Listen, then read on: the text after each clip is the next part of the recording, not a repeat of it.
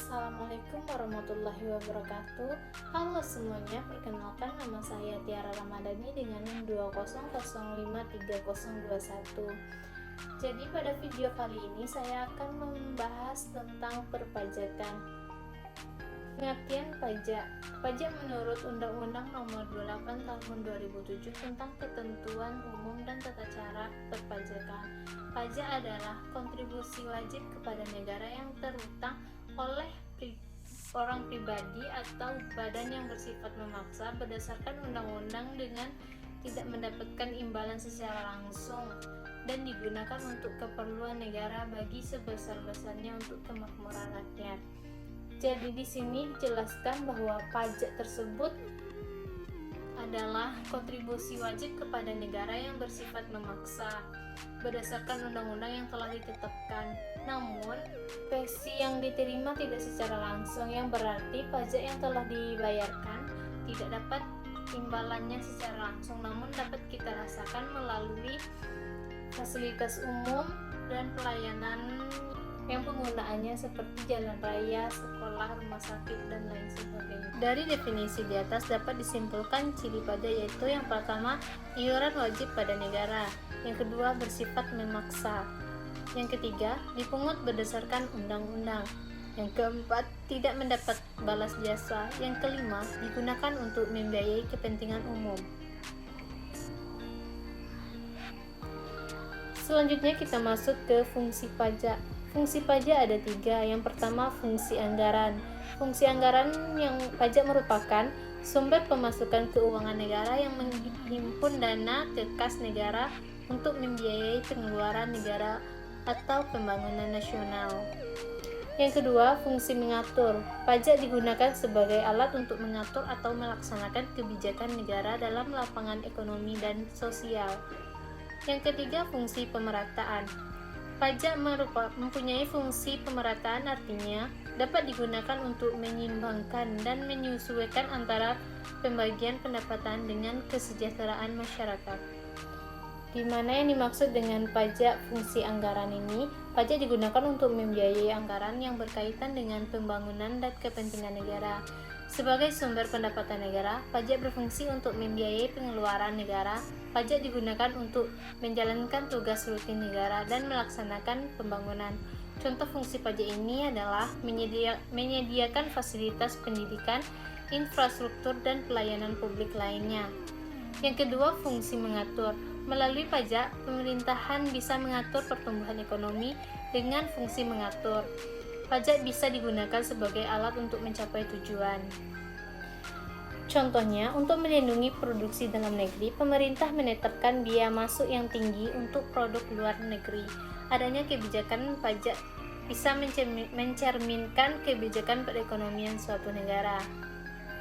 Selanjutnya kita masuk kepada manfaat pajak. Yang pertama, manfaat pajak yaitu belanja pegawai meliputi ASN, polisi, dan TNI. Yang kedua, pembangunan sarana umum seperti jembatan, jalan raya, sekolah, rumah sakit, terminal, bandara, irigasi, pertanian, dan pasar. Yang ketiga yaitu sumber pembiayaan alat keamanan negara dengan tujuan menciptakan rasa aman bagi masyarakat. Manfaat yang keempat yaitu memberikan subsidi seperti subsidi pupuk, bahan bakar, dan subsidi listrik. Yang kelima yaitu membayar utang negara. Yang keenam, menyediakan fasilitas bantuan beras, kesehatan, pendidikan gratis bagi masyarakat kurang mampu. Manfaat yang ketujuh yaitu menciptakan proyek lapangan kerja serta pembinaan dan penyediaan modal bagi usaha kecil dan menengah. Selanjutnya yaitu perbedaan pajak dengan pungutan resmi lainnya.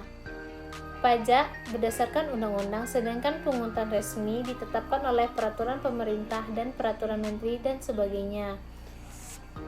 Pajak bersifat memaksa, sedangkan pungutan resmi bersifat sesuai kebijakan pemerintahan. Balas jasa pajak tidak diterima secara langsung, sedangkan pungutan resmi lainnya balas jasanya dapat diterima secara langsung. Sanksi pajak sesuai dengan yang tercantum dalam undang-undang, sedangkan sanksi pungutan resmi lainnya sesuai dengan kebijakan pemerintah. Jatuh tempo sesuai tahun pajak. Jatuh tempo pungutan resmi sesuai dengan pemakaian. Selanjutnya kita masuk ke jenis-jenis pajak. Yang pertama, berdasarkan sifatnya, pajak digolongkan menjadi pajak subjektif dan pajak objektif. Yang kedua, berdasarkan sarannya atau objeknya, pajak digolongkan menjadi dua, yaitu pajak langsung dan pajak tidak langsung. Berdasarkan sifat yang memungut, pajak digolongkan menjadi dua juga, yaitu pajak pusat dan pajak daerah. Jenis pajak berdasarkan sifatnya dapat dibagi dua, yaitu pajak subjektif, pajak berpangkalan pada subjeknya dengan memperhatikan keadaan diri wajib pajak. Jadi pajak ini dilihat dulu dari subjeknya, baru dilihat apakah pajak ini memiliki objek pajak. Contohnya, pajak penghasilan atau PPh. Subjek pajak dapat dilihat dari penghasilan tidak kena pajak, PPKP, kemudian kompensasi kerugian dan lain sebagainya. Yang kedua, pajak objektif, yaitu berpangkalan pada objeknya tanpa memperhatikan keadaan wajib pajak. Contohnya yaitu pajak pertambahan nilai (PPN). Di sini siapapun yang membeli barang, baik orang miskin maupun orang kaya, mereka akan dikenakan pajak tetap dilihat dari objeknya. Selanjutnya yaitu jenis pajak menurut golongan. Pajak langsung dan tidak langsung. Pajak langsung ini pembebanannya tidak dapat dilimpahkan ke pihak lain.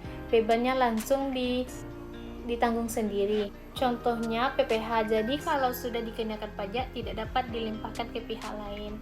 Pajak tidak langsung pembebanannya dapat dilimpahkan ke pihak lain. Contohnya pajak pertambahan nilai atau PPN. Maksudnya, yang memungut pajak dan memikul pajak itu beda. Yang memikul beban pajak adalah konsumen pajak, sedangkan yang memungut pajak adalah distributor. Jadi, bisa diibahkan ke pihak lain. Jenis-jenis pajak berdasarkan siapa yang memungutnya. Yang pertama, pajak pusat adalah pajak yang dipungut oleh pemerintah, digunakan untuk membiayai belanja negara. Contohnya, PPh, pajak PPN, biaya materi dan lain sebagainya. Pajak daerah adalah pajak yang dipungut pemerintah digunakan untuk membiayai belanja daerah. Contohnya, pajak provinsi, pajak kendaraan bermotor, pajak rokok, pajak balik nama PKB dan lain sebagainya. Pajak kabupaten yang contohnya yaitu parkir dan lain sebagainya. Sekian pembahasan pembelajaran yang dapat saya sampaikan. Semoga bermanfaat bagi teman-teman semuanya. Saya akhiri dengan Assalamualaikum warahmatullahi wabarakatuh. Dadah.